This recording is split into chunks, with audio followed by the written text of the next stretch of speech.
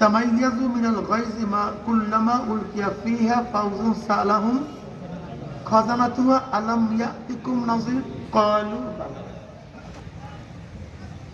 জাহান্নামের মধ্যে জোশ মারছে, তাকাদু তামাইয়াজু মিনাল গায়জ, রাগে জাহান্নাম ফেটে পড়তে আছে, জোশ মারছে, 1 মাইল 2 মাইল উঁচা হইয়া শোষা আওয়াজ করতেছে। কে ভাই? হ্যাঁ, বিশ্বাস দিচ্ছে সব।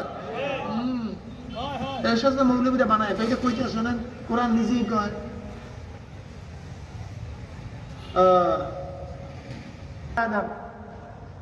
আল্লাহ এখানে বৈশা বৈশা।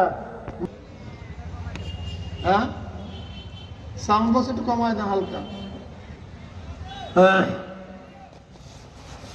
আলাম ইয়াতিকুম নাযির ক্বালু বালা ক্বাদ জানা নাযির ফাকাযযাবনা। বলবে কত ভয় প্রদর্শন করে আসছে, কত ওলামায়ে কেরাম জাহান্নামের বয়ান শুনাইছে, চরমরায় আল্লাহর কত বয়ান করছে, তার সন্তানরা কত বয়ান শুনাইছে জাহান্নামের। ফাকাযযাবনা, আমরা বলি মিথ্যা মনে করতাম। কি মনে করতাম?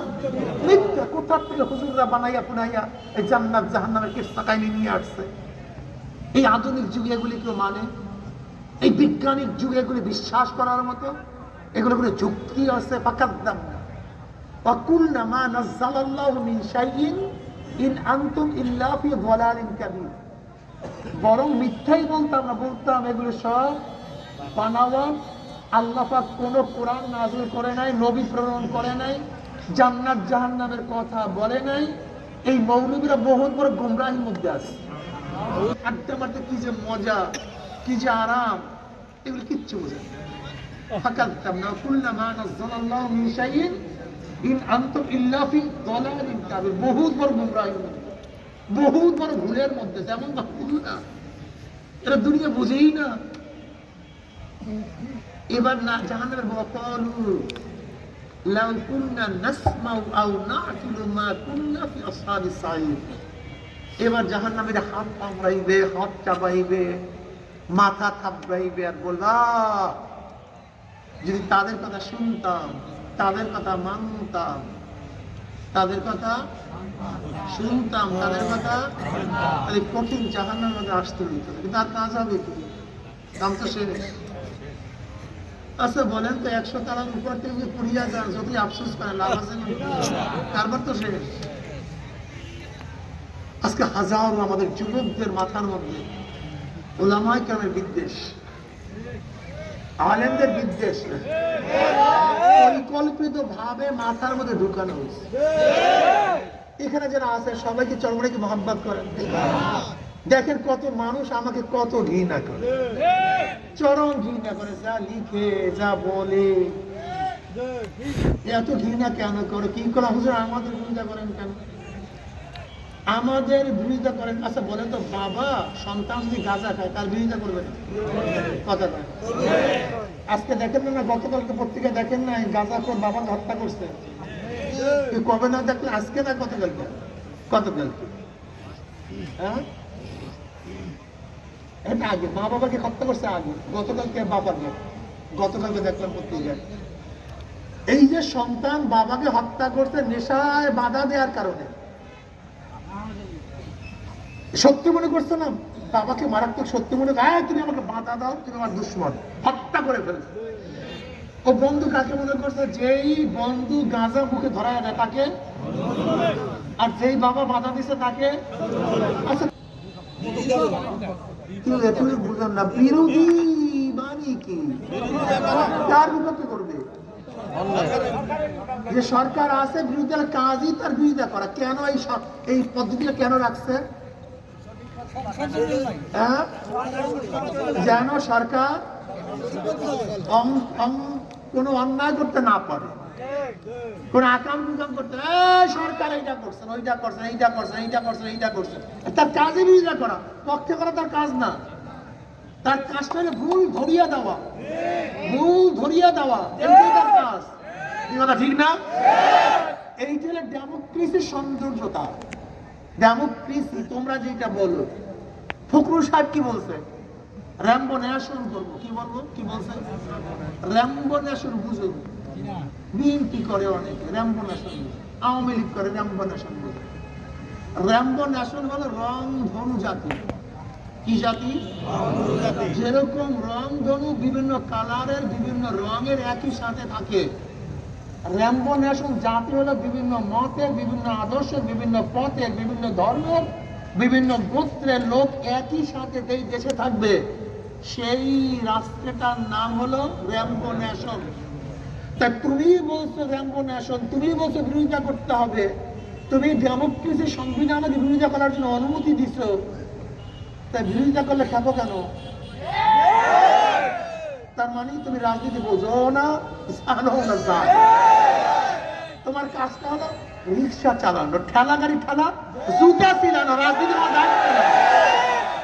রাজনীতি মানে কি? রাজার নীতি। রাজনীতি মানে অথবা নীতির রাজা, রাজার নীতি অথবা নীতি। আপনি কি মনে করেন যেটা আমাদের দেশের মধ্যে বড় পদ তাকে কি বলা হয়? রাজপথ।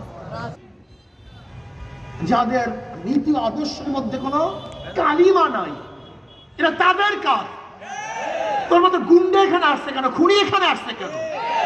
গাঁজাখোরের কাছ থেকে এখানে রাজনীতিও বোঝে, ডেমোক্রেসি বুঝে, গণতন্ত্র কি তাও জানে না। অথচ আমার কাজটা হলো আমি বিরোধিতা হল, আমার কাজটাই হলো এই আপনি এটা করছেন, আপনার দল এইটা করছে, আপনার দল এইটা করছে। আবার তোমার কাজ চল মানে হুজুর অমুক সময় এই চুরি করছিলাম, এটা ধরিয়ে দেওয়া। এই অমুক সময় ডাকাতি করছেন, এটা ধরিয়ে দেওয়া। আপনি সাদাবাজি করছেন, এটা ধরিয়ে দেওয়া। এটা তোমার কাজ। হাদিসের মধ্যে কি আসছে? এক মুমিন আর এক মুমিনের। আর জাতীয় রাজনীতিবিদ, জাতীয় রাজনীতিবিদ আয়না শুরু। কথাটা বুঝাতে পারি? জাতির ব্যাপারটা জানাতে হবে কিভাবে? জাতীয় ভাবে, এটা গোপনে জানাইলে হবে। তুমি আমার জানাই দেবে চরমনে হুজুর অমুক জায়গায় সাদাবাজি করছে, বলো সমস্যা কি? আমি তো এইটা চাই। চরমনে হুজুর ডাকাতি করছেন, বলো। তোমার কাজ কি? বিরোধিতা করা। কিন্তু তুমি কি করো? মিথ্যা বলো। তুমি কি বলো? নেশা খায়, মিথ্যা খায়, বিশ্বাস করে। আজীব ব্যাপার। নেশা খায়, মিথ্যা খায়, বিশ্বাস। এইটা কি বিরোধিতা হয়? এটা তো শেখায়ত হয়, এর দুর্নাম হয়, বদনাম হয়, এটা বিরোধিতা হয় না। তোমরা কি বলো? বিশ্বাস চরমনা, এটা মূর্খ। এটা কি তোমার জ্ঞানী কথা? তাদেরকে ভণ্ড বলে মানুষ মানবে? বোকা। এটা না বিরোধিতা না। তোমরা বলছো কি? নেশা খায়, মিথ্যা কয়। যে চরমনায় সোহবাতে আসি হাজারো গাঁজাখোর, তাদের গাঁজাখোরকে ভেঙ্গে চুরমার করে ফেলেছে। হাজারো মদ তো তাদের বদের বোতল লাফিয়ে ভাঙ্গিয়া ফেলেছে। হাজারো চোর ডাকাত আল্লাহর ওলি হয়ে গেছে। তুমি তাদেরকে বলে নেশা বোকা। এর না বিরোধিতা না। বিরোধিতা করতেও জানো না। সমস্যা সব জায়গায়, সমস্যা সব জায়গায়। এর জন্য আপনাকে অবশ্যই মনে রাখতে হবে আমরা কাউর দুশমন। জোরে বলেন। আমাদের ভুলে ধরাই দেওয়া, এইটা ভুল, এইটা ভুল, এইটা ভুল, আমরা সংশোধন হয়ে যাব। এইটাই তো মজা, এইটাই তো সৌন্দর্যতা। কিন্তু সত্য মনে করবো না। হ্যাঁ, মুসলমানের সন্তান, আমরা কাউর শত্রু না, আমরা কাউর শত্রু না। বসেন, আমরা কাউর শত্রু, আমরা সবাই সবাই বন্ধু। নাকি আমার দিকে তাকান, আমরা সবাই সবাই। হ্যাঁ যুবক শোনো, মুসলমানের সম্পর্ক রক্ত এবং গোস্তের মাধ্যমে হয় না। পৌরাট জাত মুসলমানের সম্পর্ক হয় না। আদম আলাইহিস সালাত ও দুই সন্তান হাবিল কাবিল আপন দুই ভাই। বন্ধু না শত্রু? বন্ধু না দুশমন? অথচ আপন সন্তান। জাতির পিতা ইব্রাহিম আলাইহিস সালাত ও বাবা আজর, নবী ইব্রাহিমের বন্ধু না দুশমন? অথচ বাবা। আসি আলাইহিস সালাত ও সালামের স্বামী ফেরাউন, আসি আলাইহিস সালাত ও সালাম বন্ধু না দুশমন? অথচ স্বামী। লূত আলাইহিস সালাম স্ত্রী, লূত আলাইহিস সালাম বন্ধু না দুশমন? অথচ তার স্ত্রী। ইকরামা রাদিয়াল্লাহু বাবা আবু জাহাল, ইকরামা রাদিয়াল্লাহু বাবা আবু জাহাল, ইকরামা রাদিয়াল্লাহু বন্ধু না দুশমন? তুমি জানো ইসলাম রক্ত এবং গোশতের মাধ্যমে মুসলমানের কোনো সম্পর্ক হয় না। মুসলমানের সম্পর্ক ঈমান ও আকীদার মাধ্যমে। তুমি জানো বদরের ময়দানের অবস্থা আমাদের মুসলমানের 99% মুসলমান জানে না সেখানে অবস্থা নেই। বদরের ময়দান হালাত এরকম হয়েছিল, একদিকে কাফেরের পক্ষে বাপ, মুসলমানের পক্ষে ছেলে, আবার কাফেরের পক্ষে ছেলে, মুসলমানের পক্ষে বাবা। একদিকে মুসলমানের পক্ষে শ্বশুর আর কাফেরের পক্ষে জামাই। চান্স পাইতাম আমার ছেলে হিসেবে তোমাকে আমি ছাড় দিতাম না, কাফের হিসেবে হত্যা করতাম। যে তুমি কাফের, আমি মুমিন। কি বুঝলেন? কঠিন। মুসলমানের সম্পর্কে ঈমান ও আমল, নসল ফসল, বাবা ভাই, এর কোনো দাম ইসলামের মধ্যে নেই। কাজী আমরা কার দুশমন না, কার বন্ধু না। হুব্বু ফিল্লাহ, বুগযু ফিল্লাহ। বলেন হুব্বু ফিল্লাহ, আমাদের মহব্বত আল্লাহর জন্য, আমাদের দুশমনীয় আল্লাহর জন্য। আমরা কার দুশমন না। বিএনপি, আওয়ামী লীগ, জাতীয় পার্টি, জাসদ, বাসদ, আমরা কার দুশমন না। আজকে তোমার ইসলাম হুকুমাত কায়েম করো, আজকে আমরা তোমাদের গোলাম হয়ে যাব। আমরা কার দুশমন? আল মুমিনু কারুসুল ওয়াহিদ। মুমিন একটা শরীরের শত্রু মনে করো না। যদি আমরা নাই বলি তাহলে চাঁদা বাড়বে না কমবে? বলা উচিত। মদের বিরুদ্ধে নাই বলি মদ বাড়বে না কমবে? বলা উচিত। ঘুষের বিরুদ্ধে না বললে ঘুষ বাড়বে না কমবে? বলা উচিত। তুমি বন্ধ করো কেন?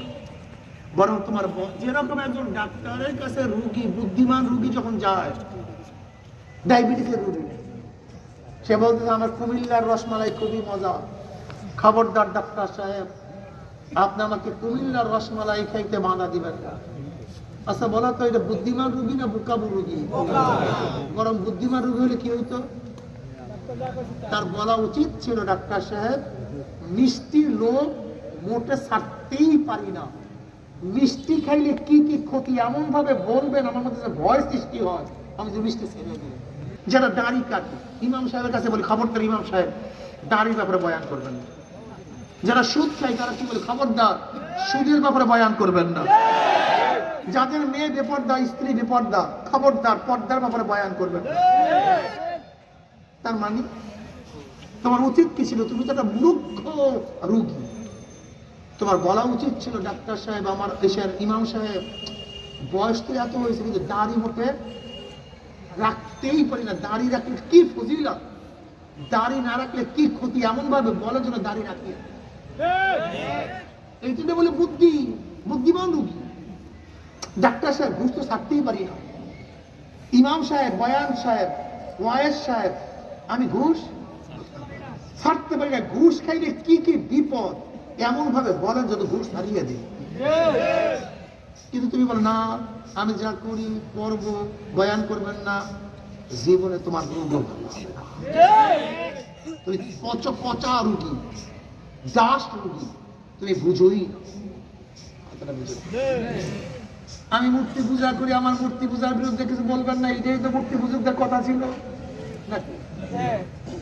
মূর্তি পূজার কথা কি ছিল? আমরা করি, তুমিও করো, তোমারটা তুমি করো, আমারটা তোমারটা আমি বাধা দেব না, আমারটা তুমি। কিন্তু নবী আলাইহিস সালাম কি বললেন? না হবে না, আপোষ নাই, হকের সাথে। আবার মাঝে মাঝে কাফেররা প্রস্তাব দিত, কিছুদিন তুমি করো আমাদেরটা, আবার কিছুদিন আমরা করবো তোমাদেরটা, তোমরা আমাদের বুঝের ইবাদত করবা। লা তালবিসুল হাক্কা বিল বাতিল। হাজার দুধের মধ্যে এক ফোঁটা চুনাই যথেষ্ট নাফাকের জন্য, হকের মধ্যে সামান্য চুনাই যথেষ্ট ধ্বংস হওয়ার জন্য। কথা সত্য না মিথ্যা? এ আমার যুবক বাবারা, মুরব্বী বাবারা, পর্দারা মা বোনেরা, আমাদের মূল সমস্যাটা কোথায়? আমাদের মূল সমস্যা ঈমানের জোর নাই, ইসলামের গুরুত্ব তোমার মধ্যে আমার মধ্যে নাই। আল্লাহ পাক কালামে পাকের মধ্যে ফরমান, ইয়া আইয়ুহাল্লাযীনা আমানু দুখুলু ফিস-সিলমি কাফা। 44 যারা দাঁড়ি হয়ে গেছে, যদি অতিক্রম করো গুলি হয়ে যাবে। আমার মাওলার এই বাউন্ডারি অতিক্রম করিয়া কেউ যদি মুসলমান সারা কবরের মধ্যে চলিয়া যাও, কপালে কিন্তু ভোগ আছে। নাফরমান বদমাশ বেঈমান যখন কবরের মধ্যে চলিয়া যাবে, আল্লাহ পাক ডাক দেবে ফেরেশতারে, এই নাফরমানকে মুসলমান না হইয়া কবরে আসার জন্য নিষেধ করছিলাম, কিন্তু এই নাফরমান আমার কথা মানে নাই, আমার কথা শুনে নাই। হে ফেরেশতারা, কবরের মধ্যে আগুন ধরাইয়া দেন। অমনি গোটা কবরটা আগুনে ভরিয়া যাবে। ঠিক আছে? ও মানুষ মাত্রা পাথরের চেয়ে শক্ত কলবের দলেরা, কিন্তু আমাদের কলবে এত শক্ত,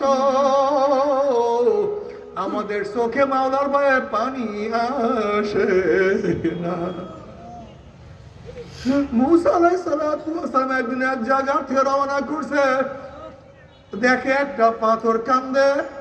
নবী মুসা আলাইহিস সালাতু ওয়াস সালাম বলেন, পাথর তুই কেন কান্নাকাটি করো? এবার পাথর বলছে, আল্লাহ নবী মুসা, আল্লাহ পাক জাহান্নামকে মানুষ এবং পাথর দিয়া জ্বালাইব, কুদুহান নাসু ওয়াল হিজারা, মানুষ এবং পাথর দিয়া জ্বালাইব, জাহান্নামের ভয় আমি কান্নাকাটি করতে আছি। পাথর বলতেছে, আল্লাহ নবী মুসা, নবীরা কোনোদিন মিথ্যা কথা বলতে পারে না, আমাকে মাফ করছে, আমি বিশ্বাস করি, তাহলে আবারও কেন কান্দো? এবার পাথর বলছে, আল্লাহ নবী মুসা, যদি আমি না কান্দতাম আমার দিকে আপনি লক্ষ্য করতেন না, দোয়া করতেন না, আপনি দোয়া না করলে হয়তো মাওলা আমাকে মাফ করতো না। যেই কান্নার উসলে মাওলা আমাকে মাফ করিয়া দিছে, ওই কান্না আমি আর কোনোদিনও ছাড়বো না।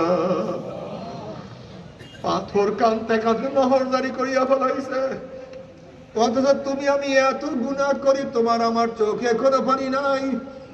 নবী আলাইহিস সালাতু ওয়াস সালাম নামাজের মধ্যে এমন ভাবে কানতেন, ওয়ালি সাউফি আজিজু কাজিজিল মিনাল আজিজু মিনাল মুরসালিক বকা, নামাজের মধ্যে এমন ভাবে কানতেন মনে হয় যেন পাতিলের মধ্যে পানি দিয়ে উপরে আবৃত করিয়া নিশা আগুন জ্বালাইয়া দিলে যেরকম দুম দুম দুম দুম আওয়াজ করতে থাকে, ঠিক নবী আলাইহিস সালাতু ওয়াস সালাম নামাজের মধ্যে এমন ভাবে কানতেন মনে হয় যেন কলিজার থেকে কান্নার গুম গুম আওয়াজ বের হইতে থাকতো।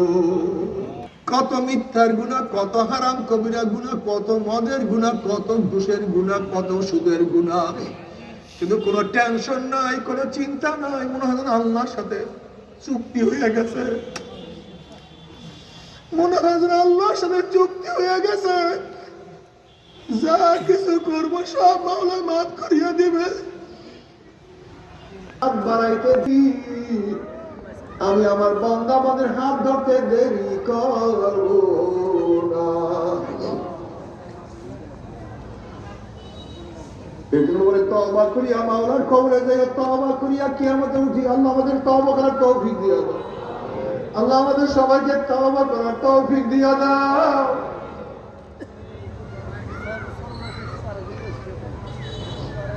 আল্লাহ তওবা না করে কাউকে ডাক দিও না, ফয়সালা দিয়া দিবে। আর যাদের গুনার পাল্লা ভারী হয়ে যাবে, আল্লাহ তাআলা জাহান্নামের ফয়সালা দিয়া দিবে। জাহান্নামের পানি পানি করে চিল্লাতে থাকবে। আল্লাহ কালামে পাক বলে, ফামায়াস্তাগীসু যাতুল মালিন কালবুহরি ইয়াশবিল উযুহু বিসাশরাব ওয়া সাআত মুতালাকা।